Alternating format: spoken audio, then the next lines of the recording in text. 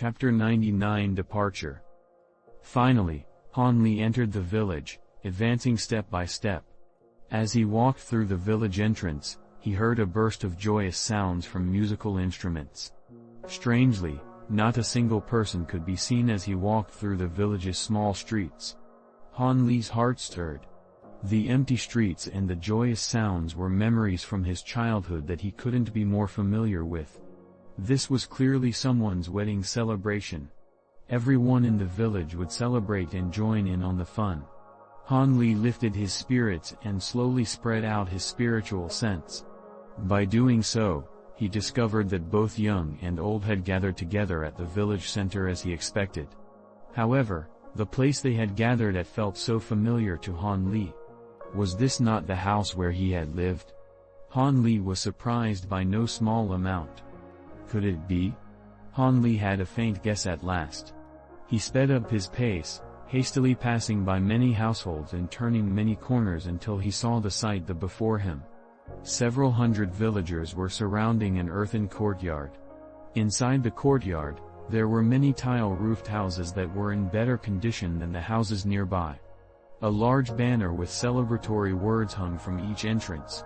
In addition, there was a small group of instrumental performers that was making quite a bit of noise at the front of the courtyard.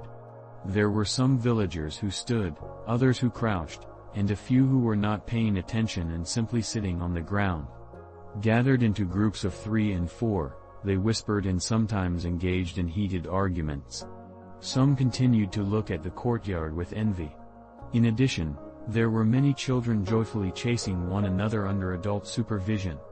Seeing this familiar scene, Han Li's mind was distracted for a time. In this split second, it was as if he had returned to his childhood from long ago and was with the other children, chasing them while making lots of noise. Zeze 1. The Han family's 4th daughter truly has good fortune. I heard the husband is a state official from the city, a truly studious and scholarly individual. Truly? And she is going to be his legal wife too. She's going to have the status of an official's wife. I heard that the Han family had delivered a frighteningly large dowry, several dozen taels of snowflake silver. They are truly wealthy. The village women's noisy gossiping roused Han Li from his stupor. The Han family's 4th daughter? Isn't that my little sister? Could it truly be the day of my little sister's wedding? Han Li felt a burst of vague emotions continuously surging inside him. Though what he thought remained a mystery, Han Li hid behind a large nearby tree several steps away, attentively and unwaveringly staring at the courtyard gate. Suddenly, someone shouted from a distance, "The sedan chair has arrived. The groom has come to receive the bride." Upon hearing these words, the villagers were in an uproar, instantly becoming a boiling cauldron of voices. "The bride has emerged. The bride has emerged. Quickly come and see." The clamoring even surpassed that of the shrilling children. Han Li's spirit shook as he fervently continued to watch the courtyard gate. Creak. The wooden courtyard gate opened. More than a dozen men and women came out, escorting a young woman wearing a red wedding dress in between them. This young woman's chin was sharp, and her appearance was graceful, belonging to a girl 16 or 17 years old. At this moment, her face was bashful. Han Li widely opened his eyes and attentively observed this young woman's appearance, trying to find some resemblance with the little sister from his memories. Aside from her general facial appearance and the corner of her eyes, he found no other trace of familiarity from his olden days. The rest of her appearance could no longer be associated with the little sister from his memories. Sigh. A girl changes 8 times from childhood to womanhood. These words truly make sense. Han Li bitterly smiled and then swept his gaze to the people at her side.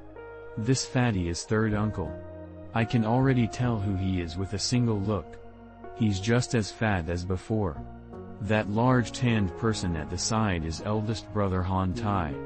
That woman close to his side should be his wife. Han Li's mouth muttered as he called their names out one by one. This somehow made him relax a little.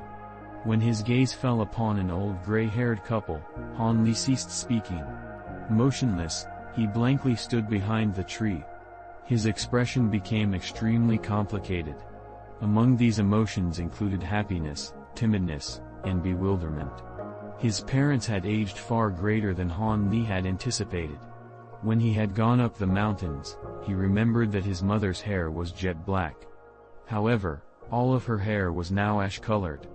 Furthermore, his father's originally straight back was now hunched over. Han Li remained speechless, while his mind became dizzy like a ball of paste.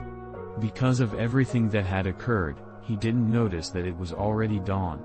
By the time he cleared his head, his little sister had already sat in the red silk sedan chair and was carried off into the distance. Following closely behind was a scholar mounted on a large cyan horse. Han Li focused his sight to look at the sedan chair that was moving further away. He gazed at his parents in the crowd, and then closed his eyes. After he had deeply engraved the appearances of his parents and several kin into his heart, he turned around. His face expressed unwavering determination as he walked toward the village's exit with large strides. Han Li knew that if he were to walk across the village entrance once more, he would come across these people and spend the rest of his life here. He clearly knew that ever since he had gained insights in the eternal spring arts and learned about the existence of immortal cultivation, he had walked on a path completely different from that of ordinary mortals. Regardless of whether there would be misfortune or happiness, prosperity or hardship, he would never regret his choice. 1 Zeze, the sound of a tongue clicking. 2 Legal wife as opposed to being a concubine.